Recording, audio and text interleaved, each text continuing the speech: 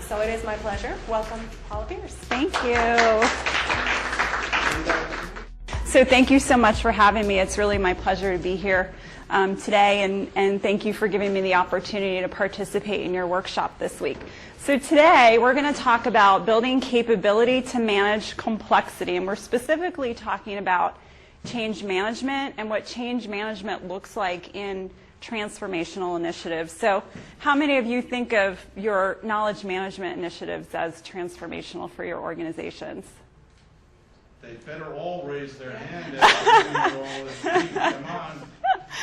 I'm guessing folks aren't jumping on board to do things differently when it comes to KM. So we'll jump right in. The learning objectives are on the, I think you have the profile of the talk today, but I'll just go through them with you quickly. First, I want to help you understand the role of change management as it relates to knowledge management. The case study we're going over today is not a knowledge management case study. We're actually going to talk about a human capital strategy, but I think it's fairly easy to bridge the gap. Change is change, people are people, strategies, strategies. So I think you'll be able to connect the dots pretty easily there and apply it to KM. What we're going to focus on specifically is learning how to assess change management risk. And I'll walk you through a tool that I developed that will help you compare the complexity of a change to the capability of the organization and the organization's leadership to manage that change. And from that, we'll produce a risk profile. And then we'll talk a little bit about strategies and what you do when you see certain risks related to change. So, what is effective change management? Anybody been involved in a change at work ever? Yeah. Yeah. So tell me about a change initiative that didn't go so well. Does anybody have an example they'd like to share? Lori? One that had a vision, but they didn't really plan it out, and they had no execution plan. They just said, do it, and I'll know it when I see it, how it's going to work. Okay, so the vision was there, but how you were going to get to that vision was missing. And how did that impact you in terms of how it made you think or feel or change your behavior? To be honest with you, I felt disconnected from the decision-making process. I felt as if the people that are most affected should have been the ones that were involved somewhat in the planning process. You know, I know upper management has the right to make its own decisions and so forth, but when it affects your individual professional life, I think it would be incumbent on us having some input into the process change. Mm-hmm. So you felt a little left out, a little frustrated. So very frustrated because when things don't work out, when they change or reorganize, that means in another 6 months to a year, there's another change coming. Right, So, right, yeah, and right, you don't have choices. right. It's exhausting. All right, so we know that change initiatives don't always go so well. What about an example of one that did go really well? Does anyone have one to share? Not one? Okay. We establish these things called tiger teams, and we're all in the auditing business, and our goal is to issue a report within 180 days. So we developed these tiger teams that are like mini little squirrel projects, if you will, and they developed a procedure or a process, if you will, to actually get audit teams to the goal of 180 days. And it was a step-by-step process that said, this is how we're going to do it, this is how you're going to initiate the project from the cradle to the grave. And it actually has worked out very well. So we will be able to meet that goal.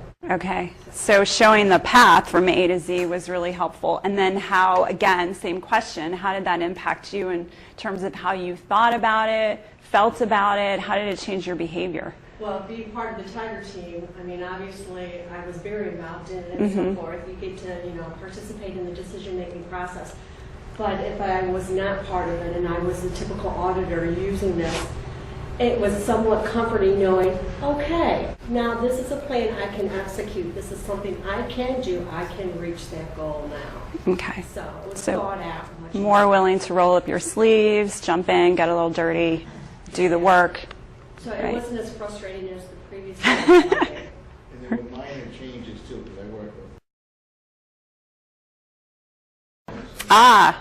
Yes, the timing has a big impact on change. Great example. Thank you. For small things as opposed to just start getting a reward, you know? Yeah.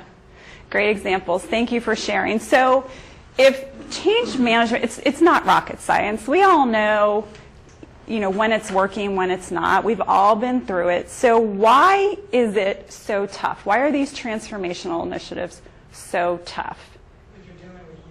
Yeah, exactly. And you're dealing with different aspects of humans too. So the first one is the human brain. So when a change is presented in front of you, your brain says, what do I think about this? Is this logical? Do I understand why we're doing this?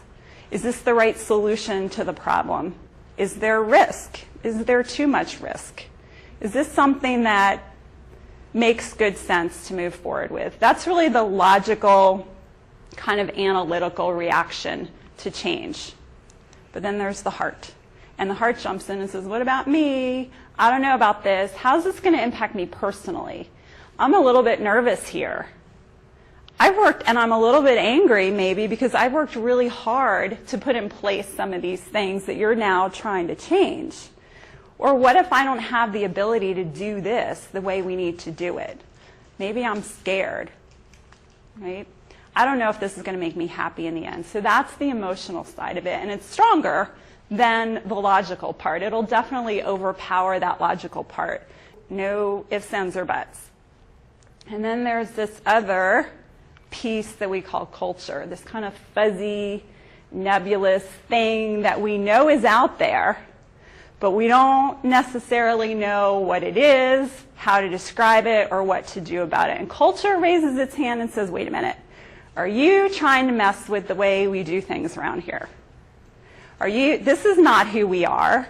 We've worked really long and hard to get exactly the way they are, to figure out how we're going to interact and how we're going to make decisions. And the collective whole of culture says, no, we're not going down this path. So that's why change initiatives can be really difficult, because you've got all these dynamics, and culture is the one that's going to outweigh the others every single time. Even if you get your individuals on board, if your change is out of alignment with your culture, it's going to be problematic. So what I want to do with you today is walk you through a case study that I did for a project that I did with the Department of Homeland Security. I have the case study here. I'm happy to show it to any of you a little bit later, or I'm happy to email it to you after today.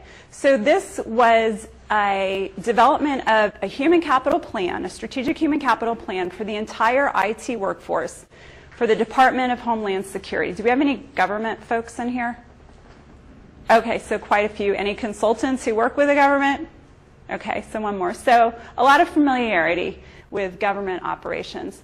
So basically the objective was to transform the way IT operations happened within the department, to create a high-performing IT community and use all of that to support the mission of the organization. The reason they tackled it in a lot of ways, but the reason they tackled it with a human capital strategy was because they had some talent issues. They had folks, their high potentials were leaving the organization to look for their next opportunity. DHS is a huge organization, and they didn't see any way to take their next step inside the organization. So they were leaving and going to different parts of the government. And they had really low turnover at the same time. The folks who were leaving the department. The folks who were staying were sort of stagnated. So they didn't have turnover in an organization is actually really important. It's a healthy level of turnover helps with that circulation and that energy and the innovation and the ability to come up with new ideas. So they were feeling that as well. So they wanted to tackle this through a human capital strategy. So if you know anything about DHS, it was formed in March 2003 in response to the events of 9/11, and the idea was we have to create a department that collaborates and communicates better so that we can share information and better protect Americans on American soil. Despite the fact that this department was stood up, it really hadn't made a whole lot of progress in becoming that collaborative organization that it was intended to be. The components, Customs and Border Protection, TSA, Immigration and Customs Enforcement, FEMA, Coast Guard, Secret Service, and a handful of others, all kind of looked at DHS and said, you know, we don't need you. We were doing just fine where we were before, and here you are with all your new policies and directives, and we don't necessarily agree. So very siloed in nature. From an IT perspective, they hadn't built that IT infrastructure that was going to foster the ability to have that collaboration and share that important information and data. So that was a real challenge within the organization. So while this was touted as a human capital project, it really was an attempt to start to transform their culture, start to get the IT employees to think differently about how they conducted work, how they worked across the hall and across organizations. And this was something that was really critical to the organization's success. So one more bit on Homeland Security is the governance framework. And I think this is important to know who some of the players are from a change management perspective. So the sponsor was the DHS CIO, Richard Spires. Anyone heard of him? The CIOs of all the component organizations like CBP and TSA, they were part of the sponsor coalition and served on the CIO council.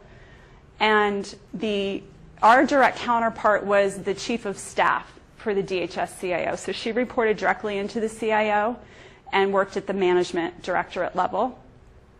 And then we had a steering committee that was made up of folks from the Office of the Chief Human Capital Officer at DHS and all of the components. So CBP had representatives from their HR branch that sat within their IT organization. I know this is complicated, but they were all part of a steering committee. So we had participation from all of the major organizations that were being affected.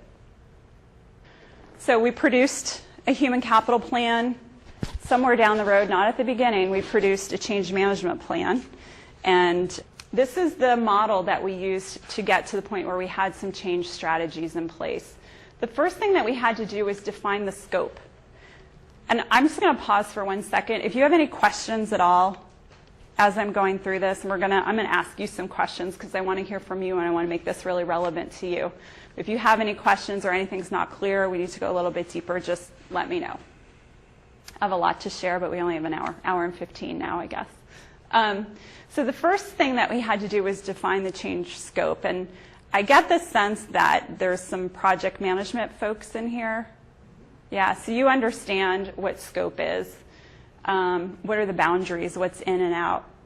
And change scope is a little bit different. I'm going to talk on the next slide what that is. The next thing we needed to do was understand the stakeholders. And so at this point, we did a stakeholder analysis where we went real deep and we figured out exactly how they needed to participate and how they were going to be impacted through a stakeholder analysis. And the third piece was assessing the change-related risk. And that's where we took all of our information, we did some calculations with it and figured out what does that mean for us? What kind of resources do we need to apply?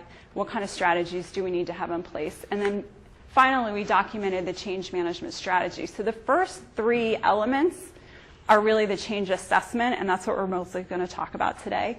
And then the fourth element is the change planning.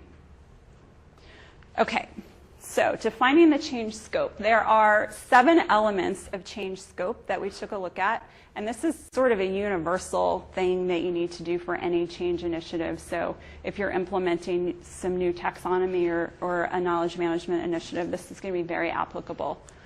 The first thing we took a look at were the business drivers. And you have a handout that has the definitions of all of these things. So if you want to follow along, I don't have the definitions up here, but they are in the handout, and I'll walk you through them.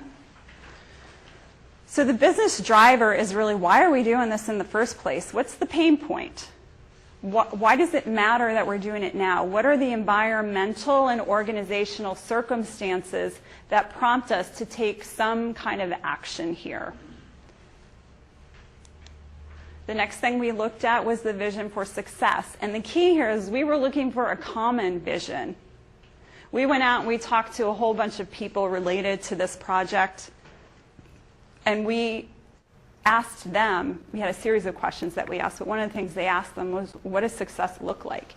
And with all of these people, we were looking for that common definition. We wanted to be sure that everybody said, this is how we're going to be successful, not this or this or this, because that adds complexity into the change and very difficult to manage. We looked at scope. So this is sort of the big scope assessment, but then we also looked more specifically at project scope. We looked at where the boundaries were. We looked at the size of the initiative. We looked at the kinds of things that were going to be impacted: business processes, technology, people's roles and responsibilities, organizational structure and reporting chains, compensation and benefits, any of those things that were going to be impacted. We wanted to know that in our scope analysis. We looked at the stakeholders, and at this point we're just looking at them very high level. We are trying to gather information on who those stakeholders are so that we have an awareness of those groups and we can do an analysis on them later. We looked at historical impact. Why do you think history matters? I mean, we always say we got to live in the present, right? Don't dwell on the past. Why does history matter in this situation?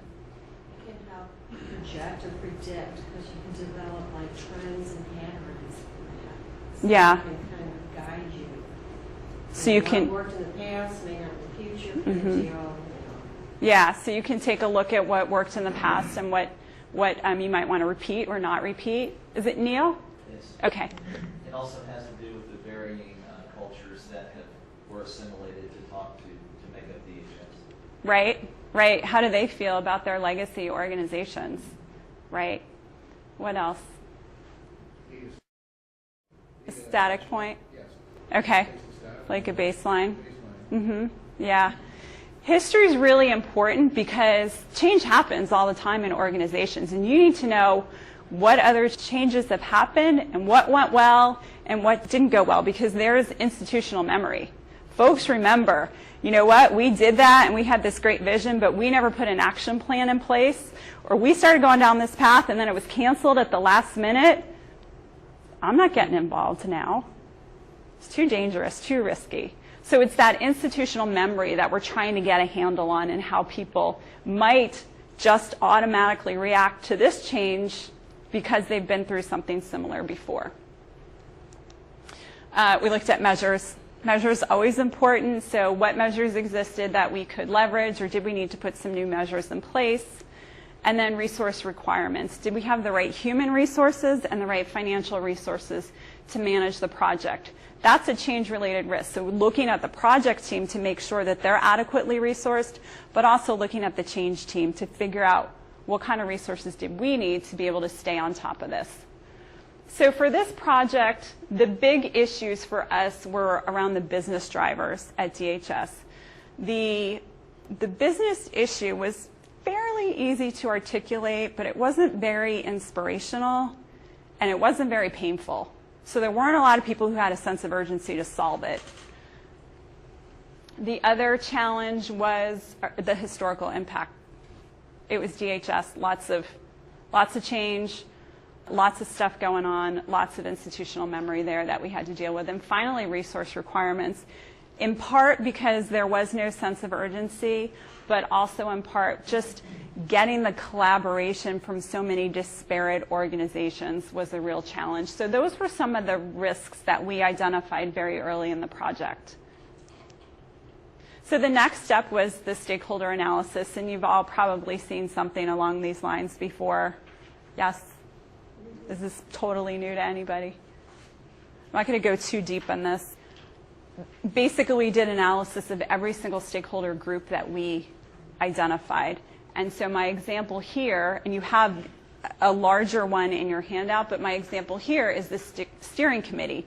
And again, that was the group of folks that we brought in from the components, the HR representatives within the IT organizations that were here to help us understand what good things they were already doing that we could leverage, where they needed help, just help us understand the situation and guide us forward. So there were 26 folks on that steering committee. And one of the things we asked ourselves about these people was, how do we need to work with them? And we asked 3 questions. Do we need to inform them? Do they just need to kind of know what's going on, you know, a general awareness of what this project is and how folks are going to be impacted? Don't necessarily need them to do anything. They just need to be part of that communication circle. Or do we need to influence them? And influence would mean that we need them to take action. We need to give them information and we need to do something with it or do something about it. So, for instance, we needed these folks to serve as ambassadors. We needed them to take the communications and get out into their workforces and talk about this so that folks understood what was going on. Or did we need to engage them? And engagement meant that they either had some personal or positional power that we wanted to try to leverage, where people might look at them and say, as like a trusted role model and be willing to follow them, or they have some information that we need in order to move the project forward. So we decided these folks needed to be engaged because we needed to know what was happening within their components. We also took a look at the benefits. How do they stand to benefit from being part of this? And we felt that this is a big high priority DHS-wide initiative. So there was some personal visibility that was going to come from being involved in this, and also some opportunities to develop some new skills, to try some new things for these folks. The concerns we identified were really around expectations, concerned about what might be expected of them. They saw this as an ad hoc duty, parallel to what they did already, but focused on the larger DHS.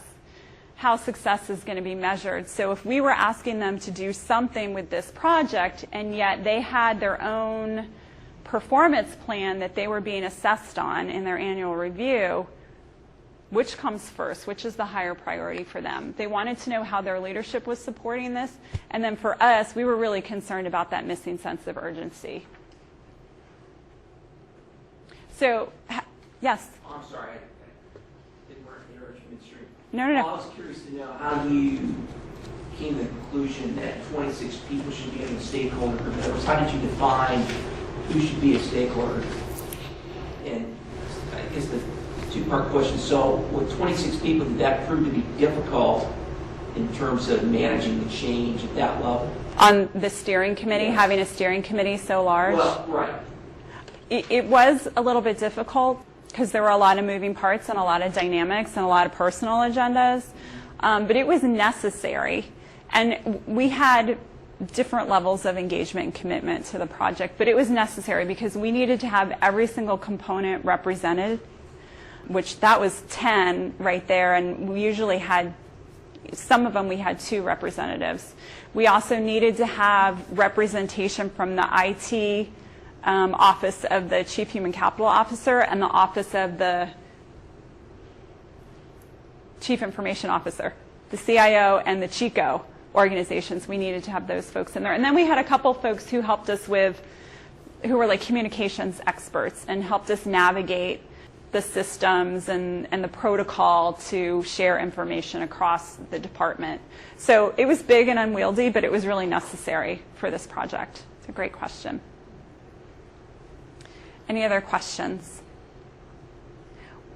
Who might be your stakeholders? Think about a project that you're working on or something that's happening in your organization. What kinds of stakeholders do you have? Roxanne? I know for me, I'm in the process of doing organizational-wide training sessions. And in order for everybody to cooperate like I want them to, you really have to, there's different SESs that you have to have involved because there's so many different components and so many different tasks and jobs. You really have to be able to talk to different individuals. Yeah. And so it's certain people you really have to drag in. So it's a lot of people at the director level, the SES level, assistant inspector, work inspector, general inspector, general level. But it's also your everyday workers. Mm-hmm. The reality is your individual contributors. You have to talk to those a lot of people, but you can't talk to everybody. Right. You can't have everybody as a part of your initiative. Right, and they have different needs. Yes. They have different perspectives. The important thing when you have a large stakeholder group is making sure that that stakeholder group is represented. Yes. Right? Like Lori said earlier, she felt like she wasn't part of the plan. Right? So, but if Lori had been able to say, you know what, my colleague so-and-so has been asked to participate, and that person's representing my needs and my ideas, you feel a little bit better about it. Yeah, it's just one of the things when you said that I'm running into now, because like we have a big audit department, I can't speak to every single director of all of the different, but I have to talk to the right people that represent a group of individuals. So it's really Yeah. trying to identify who that person is. Yeah. Have you all heard of social network analysis? Yeah. Yeah. Module 4.04. Oh, are you talking about it this week? No, not yet. Oh, but you're going to. All right. They beg off later in the course. Well, I won't spoil it for you, but social network analysis is basically analyzing the relationships between all of the parties within an organization, and you get these hubs. You get to see where that power is, who the influencers are, who the trusted folks are. And so it's a really helpful tool to use when you're doing a stakeholder analysis. Then you can identify your ambassadors and the people that you want to engage and use them to carry messages forward. So I like to keep stakeholder analysis pretty simple. I've seen them where they're big and complex. These are the things that I think you need to cover. If I were to add one column to this, it would be, who are those key influencers? Who does this group look to say, I trust them, they know what they're doing, they know what they're talking about, they've got my back, I'm willing to follow them. And that may be a leadership person, it might be a peer, somebody that they can relate to. Okay, so the third piece is assessing the risk. And in your handout, let's see where my copy is, we have the risk assessment. This is an assessment that I developed and use with my clients based on my years of experience doing this. And I realized that there's really two dynamics happening, two things that we need to really be aware of when managing change. We need to understand the complexity of the change. How complex is it? How difficult is this going to be to really get our arms and heads around? And then what's the capability of the organization to manage it? Do they have the things in place that are going to help us help them? So it's basically what we do is we score a number of statements and we plot it out on this quad chart. And so we're taking a look at, on the y-axis, the change complexity, on the x-axis, comparing that to the capability to manage, and somewhere you're going to have a target. And so down in the lower left corner, that's really your low risk areas. It's not a very complex project and there's lots of capability to manage. Should be really easy to get this going and push it through. In the upper right hand corner, that's your high risk area, and a lot of projects fall in there. Lots of complexity, really challenging project, and not a very mature change capability internally. So let me walk you through the assessment. Ask any questions you want.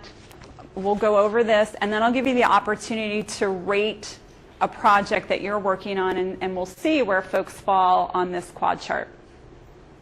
So first we'll take a look at the complexity analysis, the y-axis. So the first one is the business problem easy to articulate? Is it easy to talk about? Do people get it?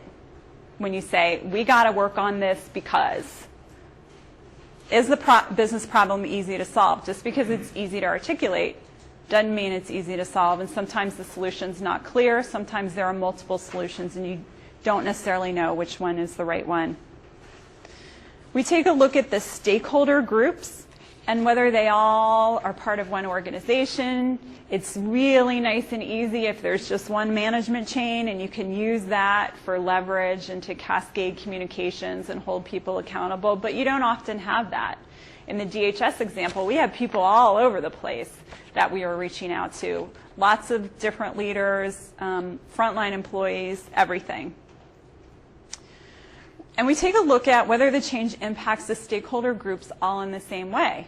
That just makes things easier if you can combine your messages, like Roxanne was saying. You have different folks, but if it's the same message, the same benefit, the same concerns, straightforward and simple.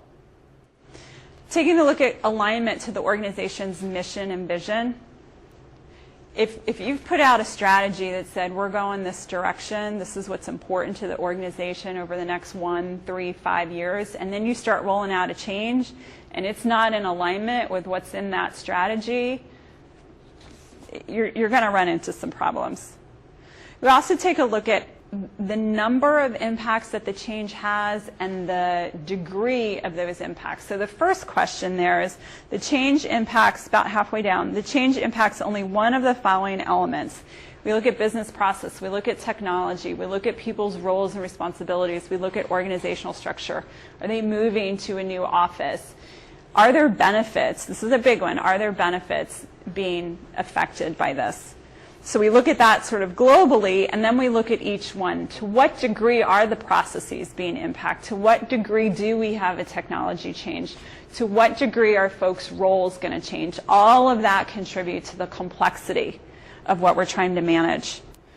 And then jumping down to the bottom, and there's a typo here that I'll point out. It should say the change will take 4 to 12 months to implement. So the key is, and research indicates that changes that are rolled out within 4 to 12 months are pretty easy for folks to sort of get their hand around. If it's less than 4 months, it's too fast. People are like, whoa, the wall goes up, I'm not ready for this, too fast. If it's more than 12 months, and importantly, if it's multiple years, there's a lot of opportunity to lose momentum. You get different leaders coming in. So many different things can impact it that you have a lot of restarts. You have a lot of adjustments throughout the course of the implementation, and that adds complexity to it. So any questions on the y-axis, the change complexity? Okay, so we'll go over the x-axis. So Yeah. if you answered 7 to everything, you'd be at the top on the left hand y-axis. Correct. And so 1 to everything would be at the bottom. Correct. And then the 7, you'd be in top right. Top right quadrant. So 7, you'd be up here. I was only talking about this one axis. Yeah. I was talking about the complexity. So we're on that left axis on complexity. Oh, yeah, I see the 7 now. Okay. Yep, right up at the top. Any other questions? Everything's clear. Okay. So the next piece is the x-axis, where we're looking at the capability to manage. And so the very first question, and really the most important question, is do we have a clear sponsor who will engage to move this project forward? You don't want a talking head. You want somebody who's going to roll up their sleeves, to get a little bit dirty, to engage with the project team, to carry the messages, to model the behavior, to hold people accountable, to remove the obstacles and deal with resistance as it surfaces. Sponsorship is critically important. We also want to know that that sponsor has demonstrated capabilities to do this. Have they done it before? Is this the first time? It's not a disaster if they've never done it before, but for the change team, it just shows that you might have to do a little coaching with this person to make sure that they're ready to go. We look at the stakeholder groups and whether they have a strong sense of urgency, which we did not for DHS. We look for that common vision that defines success. And we look at whether they're all going to experience the same beneficial outcomes and whether they have similar concerns. All of this makes our capability a little bit stronger.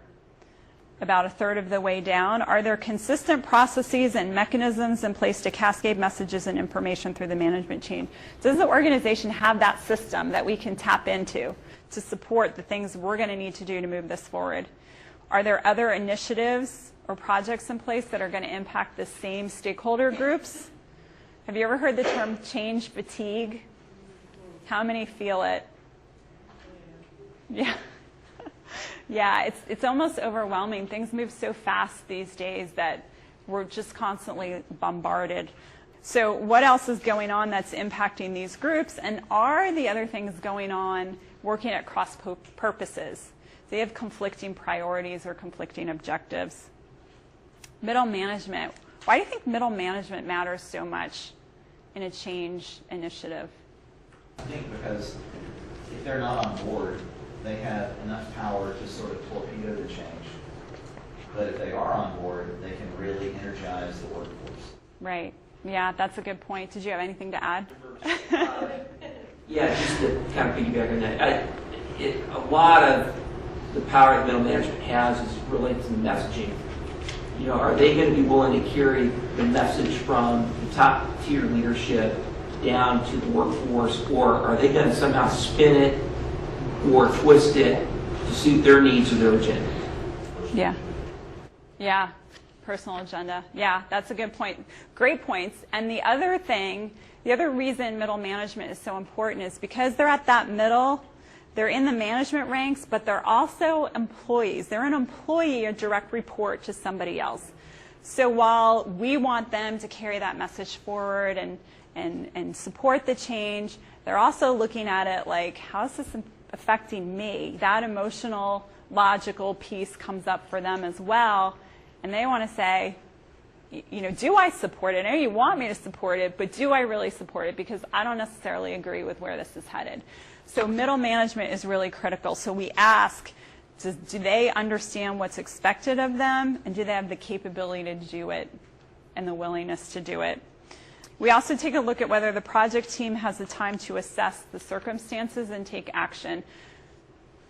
Has anybody ever been in a project where you're into implementation? You've been through design and development, you're implementing, you're heading down the road, and all of a sudden you realize things aren't really going the way we had hoped. We're facing a lot of resistance. People aren't doing what we need them to do. Yeah, and that's when leadership says, oh, we got to do change management. We got to bring somebody who knows what they're doing in here. And it happens all the time. So the capability to manage that means getting the change folks in at day one so they can do this front-end analysis and get ahead of the curve. Because once the damage has been done, it's been done. Can I make one comment? Yeah. Before some of the things we've already talked about in terms of change. Recall we said top management under-communicates by a factor of 10 or something.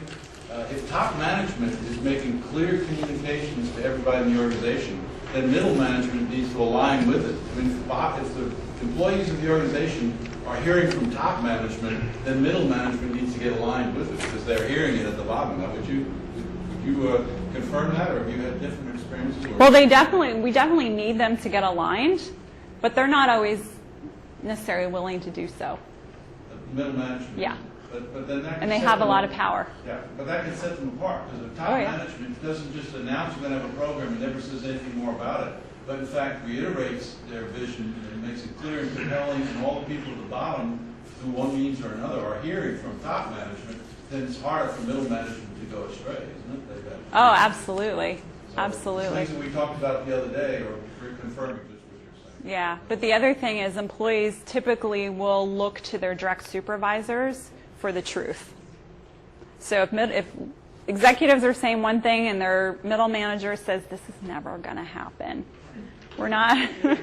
It just ride it out. Do you have a comment? Yes. Well, a question. So if you've got middle management that's not willing to get on board with what the organization leadership is saying we need to do and we're going to do, leadership needs to take action. They need to deal with it. And that's the role of the sponsor. When there are obstacles, they might need to sit down and have a really frank conversation with that manager about this is what's happening and this is how I expect it to work. And, but they also need to listen and understand why that person's not on board, right? Because listening is really important. Listening and knowing their perspectives, not just trying to push something forward, but helping folks come to that place together. But that's the role of leadership, especially the sponsor, is to deal with those obstacles. That's why you need an engaged sponsor. That was also a very comment you just made, because that reaffirms something we talked about earlier in the week, and said, when we said that the clear, compelling vision doesn't happen overnight. It's not a 3-day retreat and you come back and it's done. It's going to take a while to perfect it, and perfecting it comes from listening to the people that it's going to have an impact on, and it modifies over time if you listen to what the people say. Right, right. Thank you. I like the part in here where you say how many different, multiple times you say how many different things are going on. And it's hard to have a clear, compelling vision if you have multiple different visions going on. Yeah. That's why it is singular, and you know, a clear, compelling vision then can be communicated, can be measured, can be tracked, and can be followed up on. Mm-hmm. You know, kind of the readiness. Right. You know. Yeah. So there's a lot of good questions in there to say, where do we want to be? Yeah. Right, and you can see how that impacts your ability to get moving. Yeah. Okay, so we were talking about, so about 3/4 of the way down, employees are experienced and have demonstrated past success in managing their personal change transitions. Why do we care about that?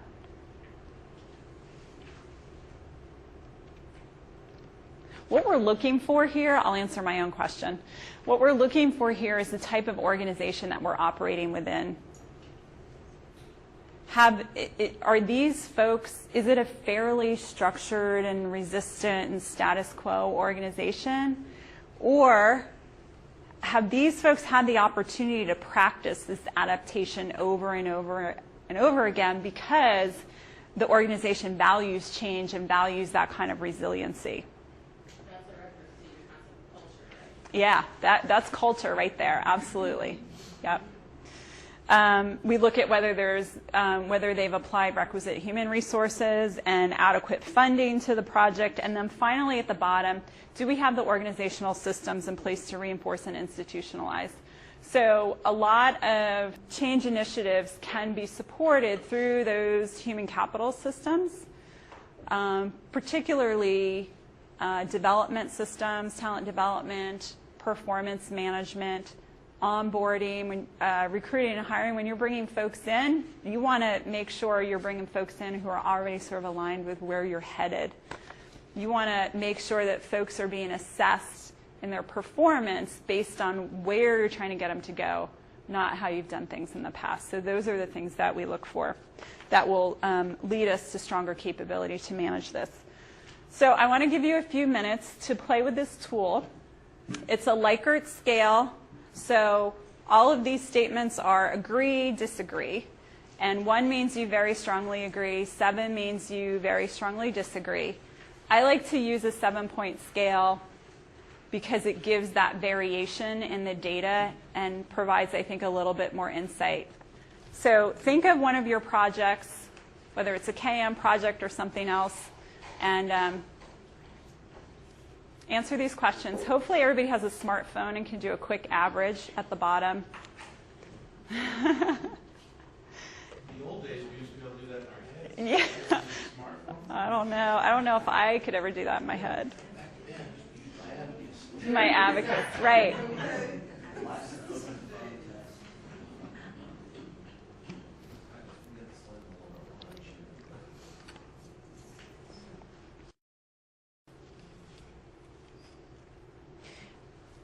And once you get your averages on the front page of your handout, you can plot your results on the quad chart, 7 being at the extremes on here, and then the 4, that middle line represents the 4.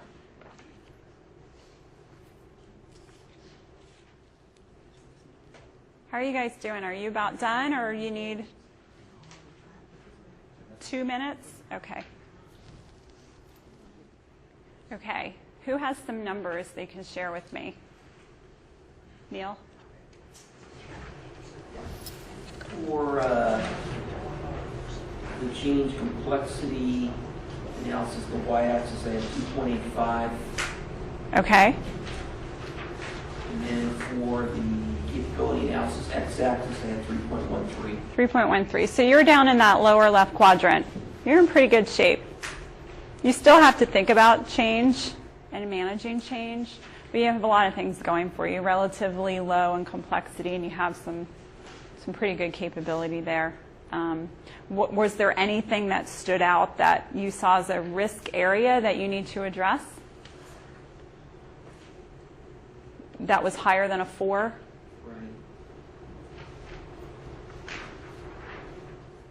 There's a compete, so just a really quick background. I'm managing the project.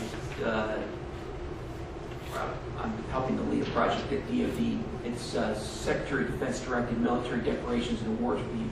The entire decorations and awards review for the military. Okay. So it's a year-long review. So the issue is competing priorities. The services have priorities relative to that program that don't particularly align to where the Secretary of Defense wants the program by June next year. Mm-hmm. One example, the Army wants to do a review of some of their decorations outside of the SecDef directed review. So you've got, the Chief of Staff of the Army putting pressure on the corporate Army to do this, while the SecDef's over here asking them need to do this. Yeah. So then how did you rate the competing priorities or the common vision? How did you rate some of those elements on the analysis? Did you give them high numbers? Well, for example, the demonstrated capability didn't change in the past. The stakeholders that are part of this working group clearly have the knowledge to do this. In fact, there was another study that was done about 6 years ago. They're leveraging some of that, but the Secretary asked for a fresh look. So there is a ability to change. There's deep knowledge in this group. Do they have the willpower to want to change? And again, are they going to pay more attention to what their boss wants back, the Army, Air Force, or whatever, or what the Secretary of Defense wants? Yeah, so that's a competing priority there for them. Okay, well, give me some other numbers. You got a 4 for the change complexity and a 6 for the change. 4 on complexity and 6 on capability to manage. So you're up there. Yeah, you're up hanging, I guess, almost where the dot is. That was our DHS dot, by the way. That's where we landed. So what are some of the big challenges you're facing? So one of the big ones is that it does not necessarily impact all of the stakeholders in the same way. Okay. But a lot of it is around just the capability in terms of there are a lot of competing changes happening at the same time.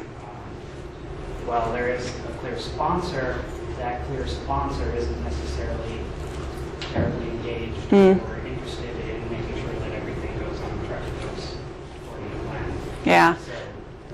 So I'll put you on the spot if you don't mind. What kind of strategies might you put in place given this new information that you have? What would you do about it?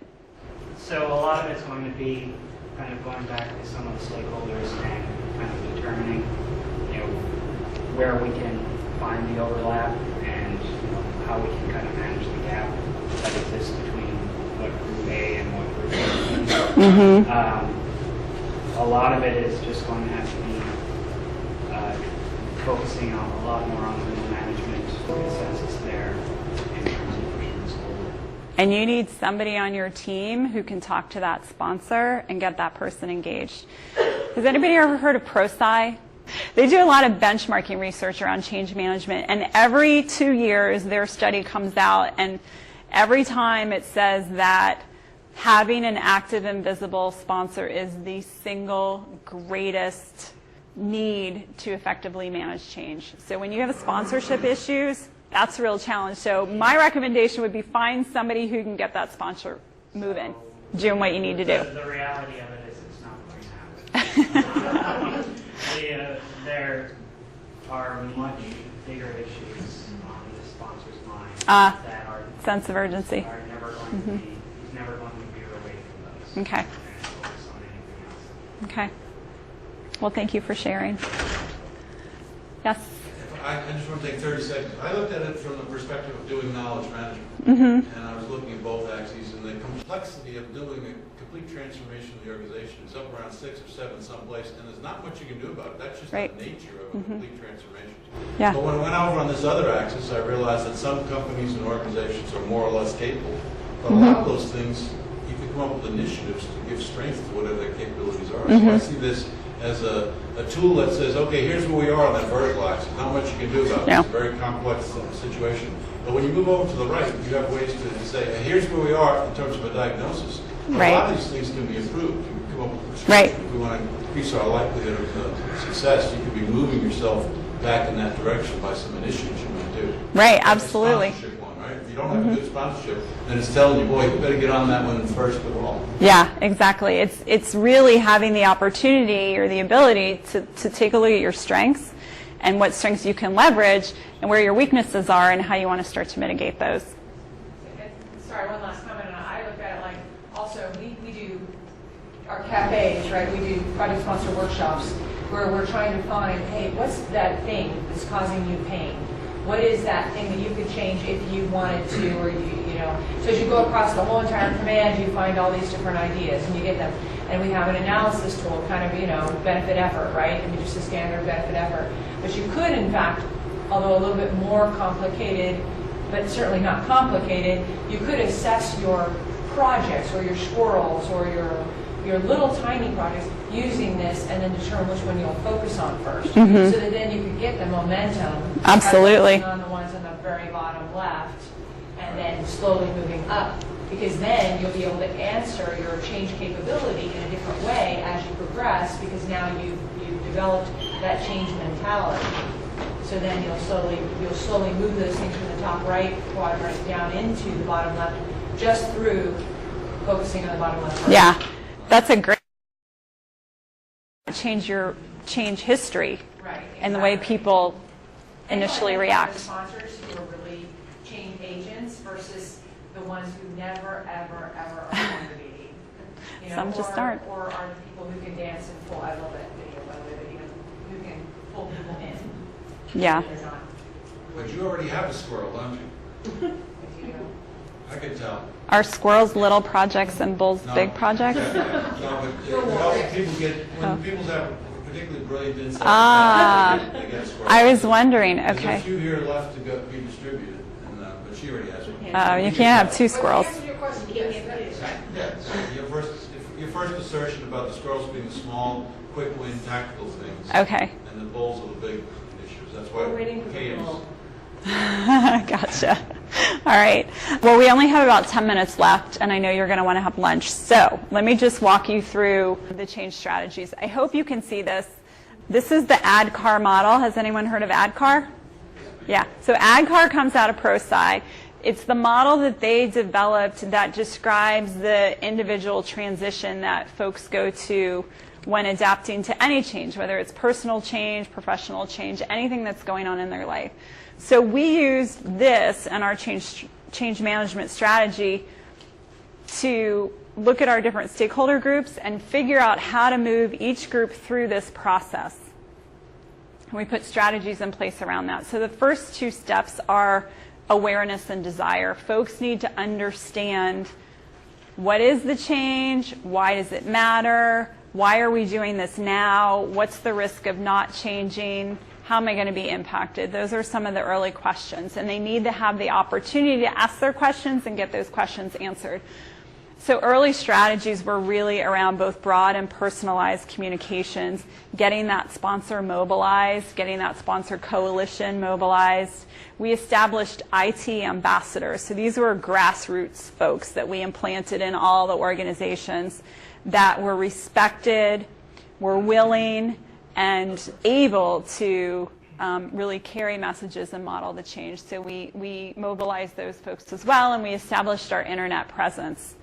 We had a portal, everything you need to know, so folks could come in and find out what's happening with this. Once people make the decision to support a change, they need the knowledge of what to do differently. It's that whole start, stop, continue thing. What do I start doing? What do I stop? What do I continue doing? How do I need to behave differently in order to support this change? And so what we did in this phase was we got people to try things, try new behaviors, try the new processes. We developed a talent brand, so we had some folks working with that new talent brand and recruiting new employees into the organization.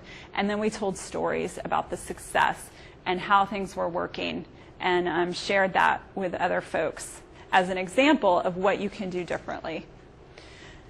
Once you have the knowledge and you know what that knowledge, what those changes are, you need the ability. So often, if it's a new business process or a new technology, you need to be trained on how to implement those processes, or how that works. And so this is where training came in. We did a lot of group coaching. We produced job aids, so folks had things to reference.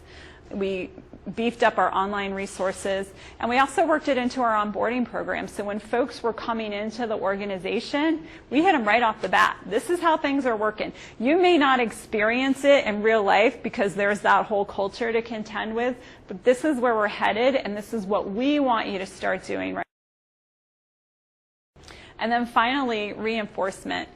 When folks try new things, they need reinforcement. They need to know that what they're doing is right. It's what you want, it's what's expected, and that they can be successful doing these new things. So reinforcement is really a combination of capturing the data and the feedback, so you know if you're on the right track with your change strategies, celebrating those successes, adjusting your strategy, but also integrating things into the system, especially into your talent, your human capital systems, to help reinforce that. And we have some lessons learned, of course. Has anybody ever seen that little image there? Do you know who that, Dan Pink? You heard of Dan Pink? Yeah, that's Dan Pink, and I'll get to that. So some of the lessons that we learned, and it wasn't really a great epiphany, but ongoing active, visible sponsorship is key. In our situation, the chief of staff who worked within the CIO's shop got a new job, and she became the deputy CIO at FEMA. She was still really active and was really the day-to-day sponsor, but she was now disconnected from the money because the money still stood over here, and the person who replaced her held the purse strings, and that really became the first step in the decline of this project for us. So having that active, visible sponsorship is really key. Have an impact at the cultural level. A lot of change strategies, we do the stakeholder analysis. We take a look at how the individual stakeholder groups are being impacted, but you got to understand the culture.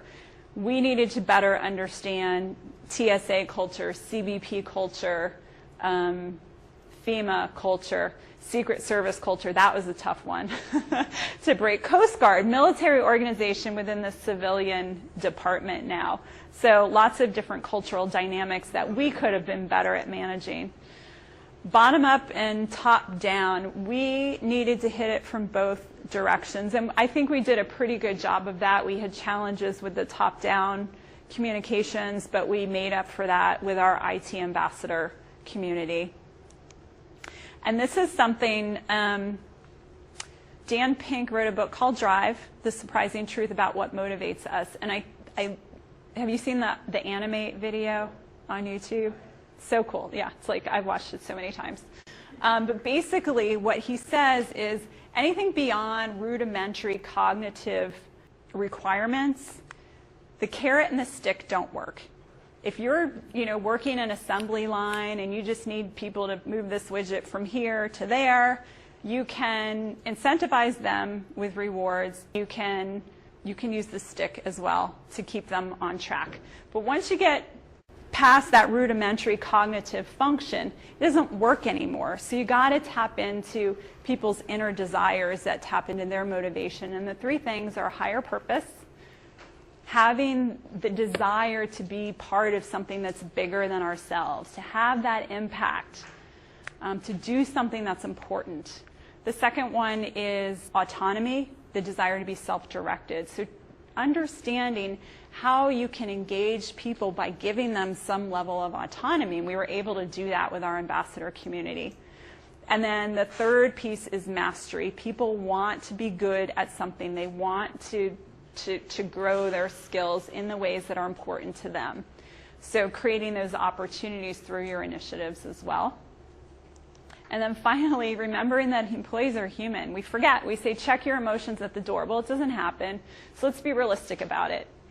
You got all these dynamics in the workplace, and you got to figure out how to navigate those.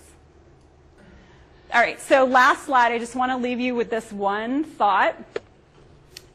This is developed by my good friend Jeff Parks, who his company is Performance Breakthroughs, Inc., and he and I teach a class on high-performing organizations together. And Jeff says there are 6 elements needed to effectively manage change: vision, urgency, capabilities, incentives, resources, and action plan. We've talked about all of those things today, right? Anyone we didn't cover? So what happens, though, if the vision is lacking? There's no vision. Failure. You can't get to the next step. You can't be urgent about it. You can't be urgent, right? It's confusion. What are we doing? Yeah, we're not sure where we're going. Where are we headed? Yeah, lots of confusion. But it may not get all the way down to, be successful. Right. Just because of that. Right. It reinforces the silos where people will just create their own business in their own areas and become their own thing, and everybody's road. Their own workarounds. Yeah, absolutely. So what if the sense of urgency is lacking? What do you get then? No motivation. No motivation? Yeah. We say apathy. And capabilities are lacking. It's that whole, do we have the ability to do that? What happens? How does that make you feel? Frustration. Yeah. What if you're doing a project at home? What if... It's going to take you longer to get it done. Yeah. Because you have to either buy it or grow it. The classic capital questions. Yeah, right. So what we're looking for here is anxiety, right? We got to do this, but how are we going to get it done? I don't know if we can do this. It's kind of that fear emotion sets in. Incentives are lacking. There's no incentive to do any of this, to participate. Lack of motivation. What does that look like in the negative? We already used apathy. It's resistance. Restraint, resistance, right? I don't see why I should have to do this. If the resources are lacking, I heard this word already. You got all this other stuff, but you don't have the money or the people to make it happen. Frustrating, really frustrating. And then finally, your action plan is lacking.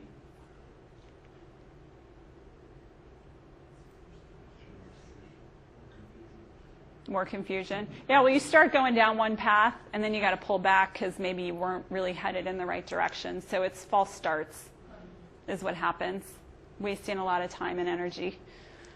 So with that, thank you very, very much. I really appreciate your participation today. This is my contact info, and if you want to email me, I will be happy to send you the change management strategy that you can use as a reference and send you the Excel tool for the risk assessment, because a lot of those things are weighted differently. Not all things are equal, and so it's much more effective to use that tool to analyze your projects, and be happy to share that with you. Thank you very much.